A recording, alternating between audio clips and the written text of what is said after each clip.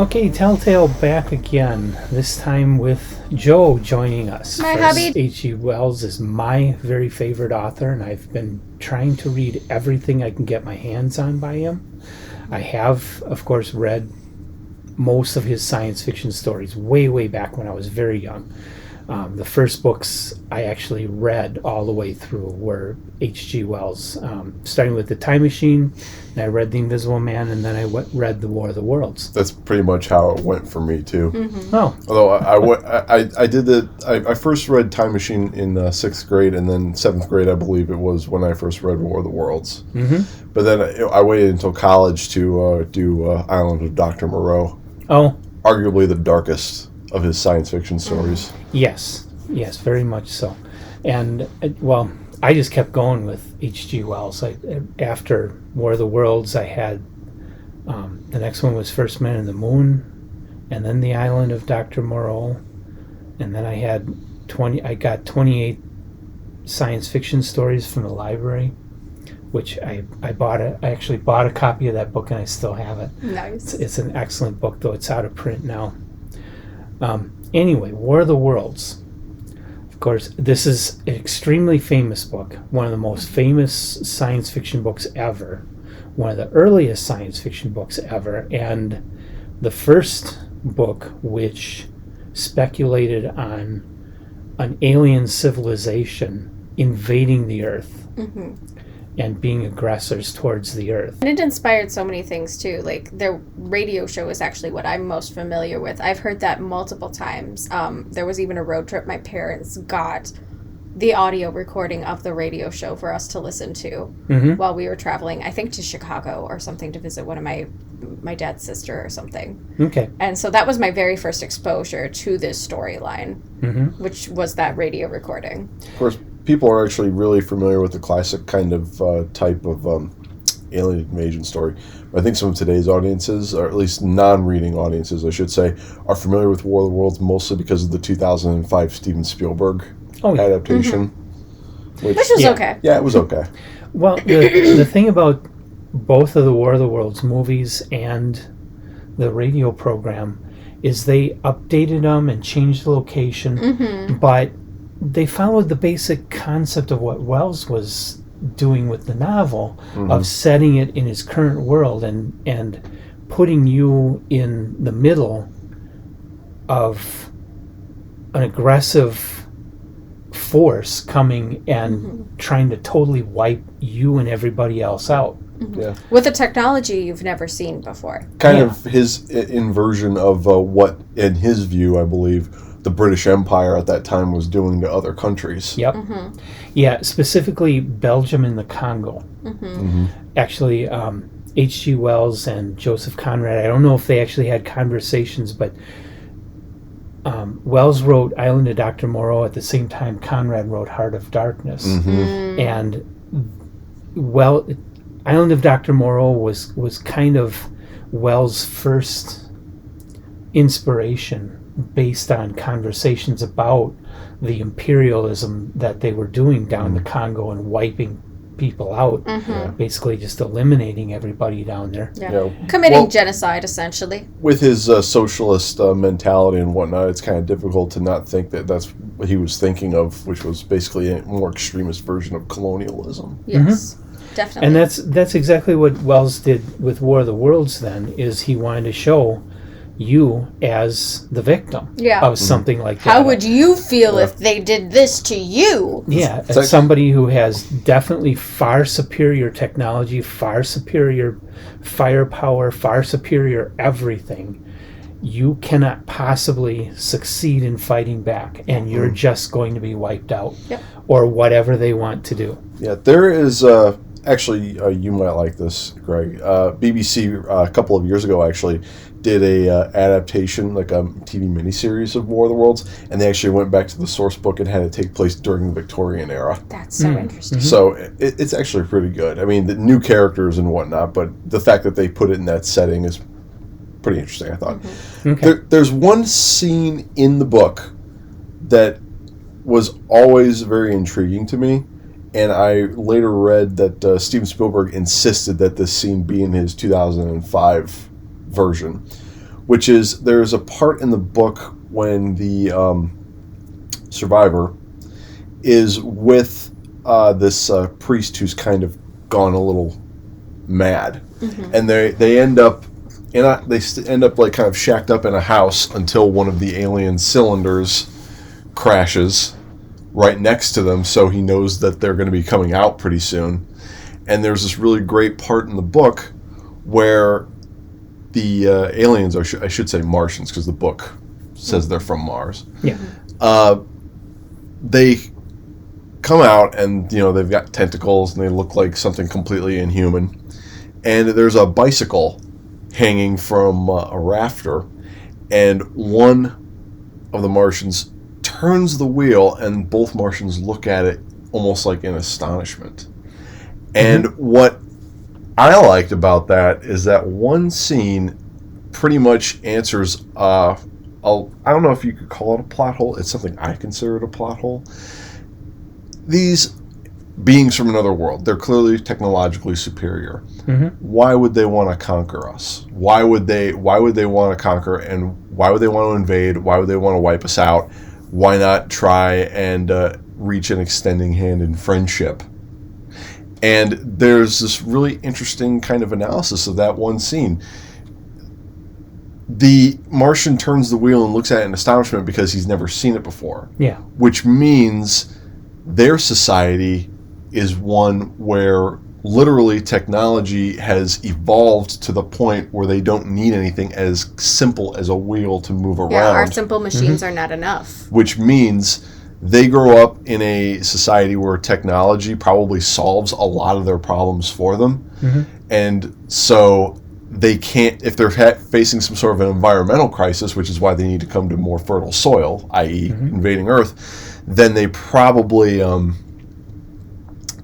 very imaginative beings individually. If their technology does so much for them, then your individual Martian is frail, like really dependent on the technology that's been given to him, and can't really think outside the proverbial box. Kill it because it's different is its prime goal. Yeah. And to them, we probably seem like savages anyway. And We're really primitive. And also it kind of solves the issue of, well, I don't want to spoil the ending. But it does actually explain it a little bit. Yeah. Although the Martians coming to Earth, they definitely gather humans to use for food. They're snapping farming them up and farming the humans and eating them and spitting out the bones. And this is described in the book. Very violent. Yeah. Great violence. They kind of show that a bit in the Spielberg movie, but otherwise other movies have avoided that. Yeah, well, I mean, part of it. you got the bones because, like, in the 1953 War of the Worlds adaptation, and then even in Tim Burton's satire Mars Attacks, you get the ray gun and you can see the person's skeleton as they melt away, and it's like, yep. It's a bunch. But the idea that they're just picking us up and eating us like potato chips from the book was the only time I've seen that in the movies was a Spielberg one, and it's pretty frightening. I think that's a really, really terrifying idea that Wells put into this. We're just fodder to them. Well, it's also hits on a more primal fear. I mean, that's one of the reasons why Jaws is still one of the greatest movies ever made, because the primal fear of being eaten is something that primitive man, modern man, and future man. Don't forget it's a book. And future man, they're all going to be afraid of. Yeah. Well, Jaws is one that I just finished reading, and I'll do a video on that one too. But like I've been telling you and Samantha, vampires don't scare me. No. Ghost stories don't scare me. They don't scare me either. I don't consider those as anything real. They're total fiction. But Jaws, great whites have gotten that big, 20 feet. Yeah. And that's so a very likely scenario. Yeah, it's entirely possible, even if it's not likely that I would ever encounter that big of a great white. They are out there. They do eat people. Yeah, I think that's what's so interesting too. Like, I am not scared of ghosts, or like, I've never encountered a poltergeist, but like watching videos of people having paranormal experiences and stuff don't bother me unless it's a UFO. That I don't know why the concept of something otherworldly, like, you would think that a ghost or a poltergeist would be just as otherworldly and unknown. Mm-hmm. But the concept that something physical could actually come and harm us actually is far more disturbing to me. Like having a monster that we don't know if it's real or not, but we have people who have these unexplained phenomenon and things they've captured on video, and they don't know what they're looking at, and no one else does. War of the Worlds is such a pivotal book. Maybe it's influenced our culture to be afraid when we have these experiences now. Yeah, there was a long time when aliens and robots were just always evil. Yep. In science fiction. And it took a long time of certain authors to write sympathetic aliens and sympathetic robots to kind of get where we can imagine that and not imagine that they're all like War of the Worlds. Yeah. Mm-hmm. But the other thing the Martians are coming to the Earth to do is terraform. Yeah. Well, not terraform, but Martian form. Yeah. They start spreading their They're biology. colonizing. There's certain parts of the landscape that Wells describes that are just taken over by these reddish plants and stuff. It's just completely changed. Yep, the redweed. And that's probably the coolest part of the book is his description of this completely alien environment being introduced into Earth and taking over. The imagination that he puts into that part is just mind-blowing. It's like to the point where the average reader, they could look out their backyard window and they wouldn't recognize the planet that they're on. Mm-hmm. Yeah, the Martians were trying to change it into their environments because their world was dying. They were trying to come to Earth, and the scary thing is that our Martian rovers today are finding where Mars used to have a lot more water, a much better environment, and possibly life. Yeah. But I also think it's pretty interesting by having the book set on Mars, and the book was written in I don't even know when it was written, 1897.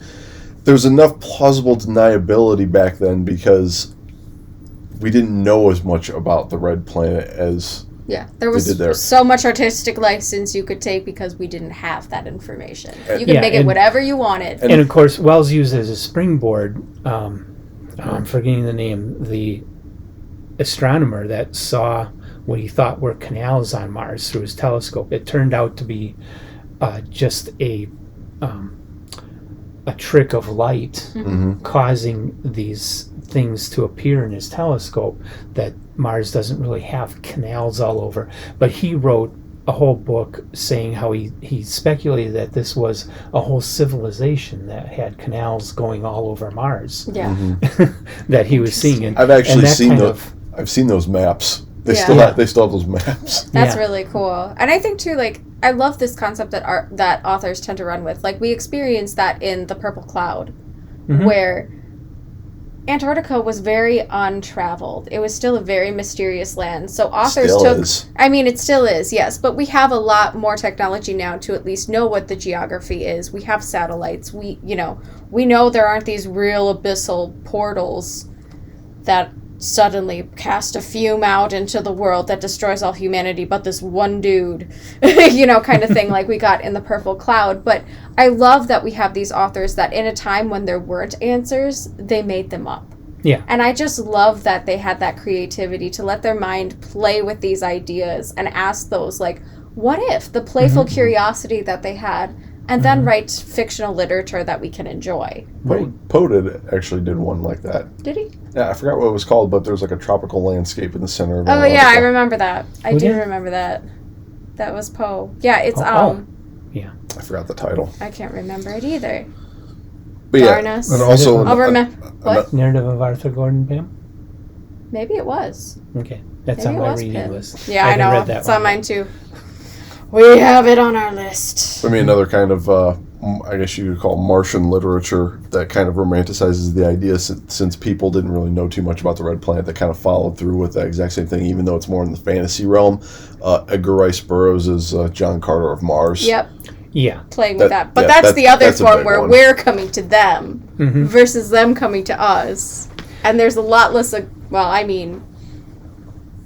I guess there's still a lot of aggressors. Oh yeah, there's a lot of aggressors, but because they're not as technologically advanced, they're not as evil. Yeah. Maybe they were trying to say something. Yeah, maybe.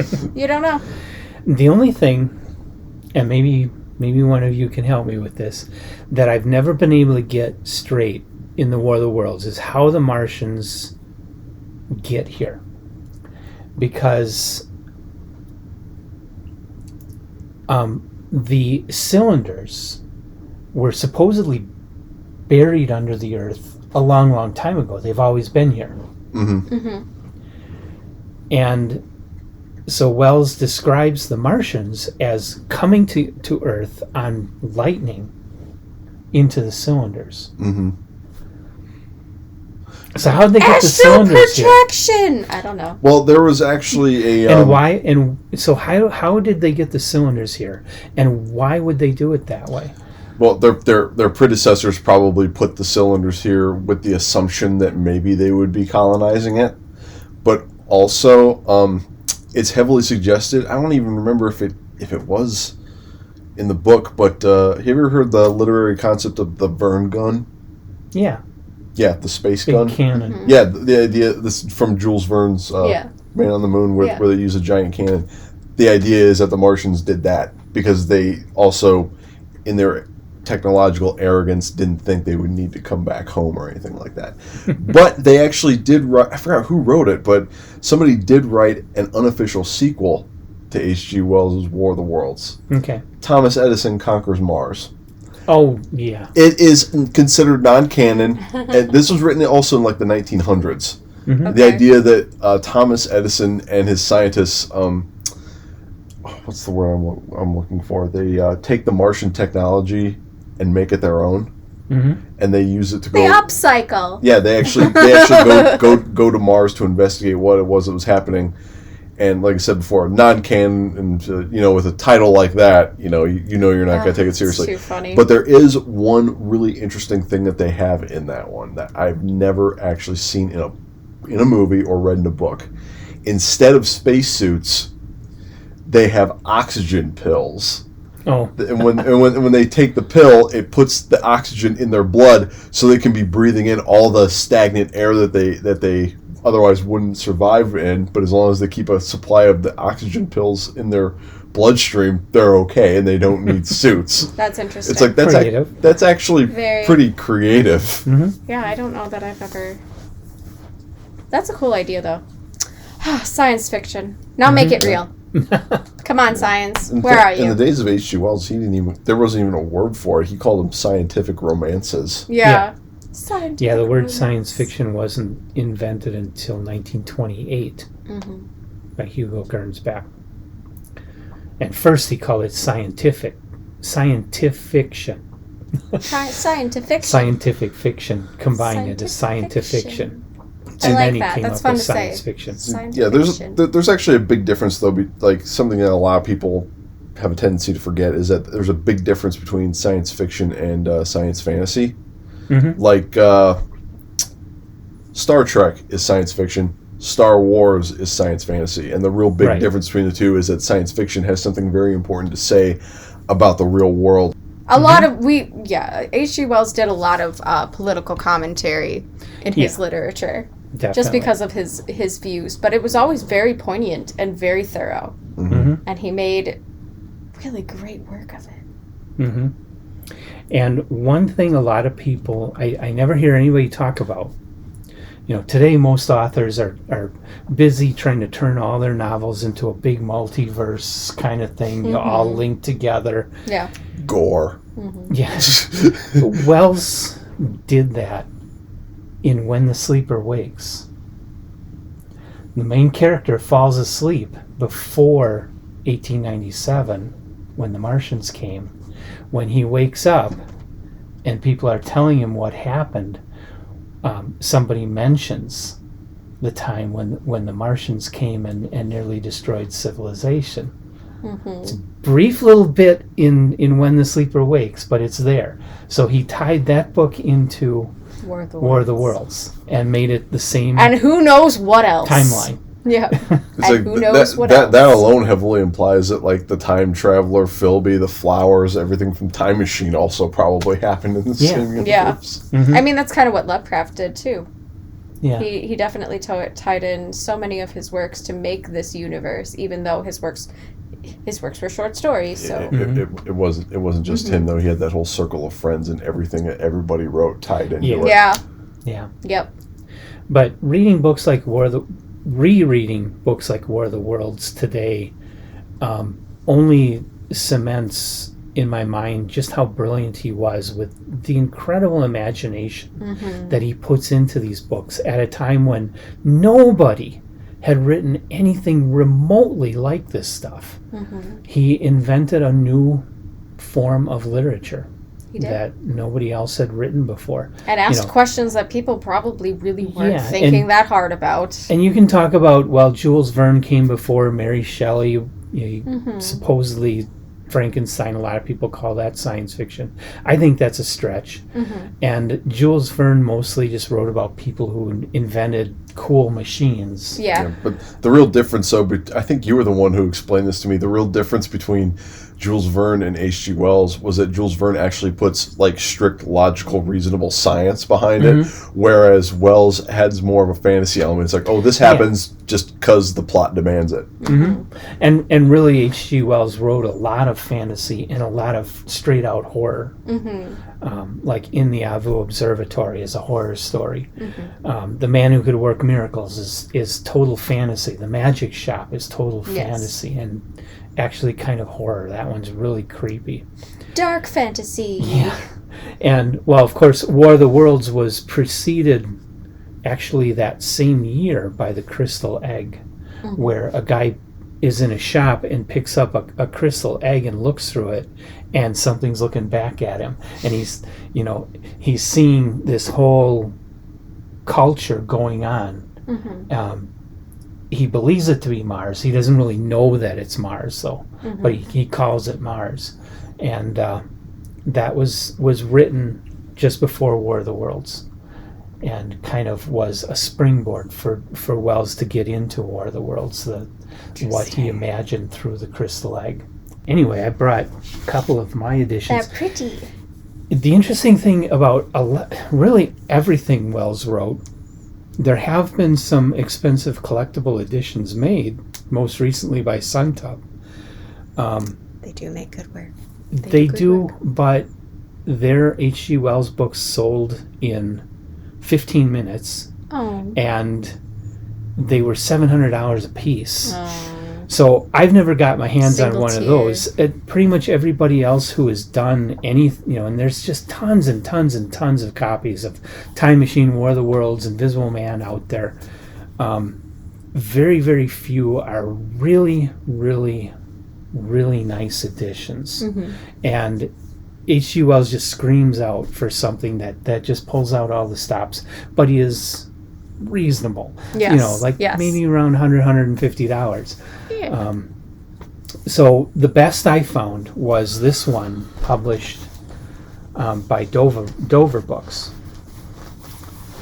They have this available now. It's nicely illustrated. It's got a nice cover and printed right on the cover. No dust jacket. Love the foil stamping. Nice. A sucker for foil stamping. Yeah. Nice end papers to it. Very pretty. And Warwick Goebel's original illustrations that Very were nice. published in the magazine appearance of War of the Worlds. Very nice. And just a very nice, attractive book. If not great. Still not quite at the level I would like to see for this book, to the treatment I would like it to get. But it's a really nice book. So that's my favorite copy.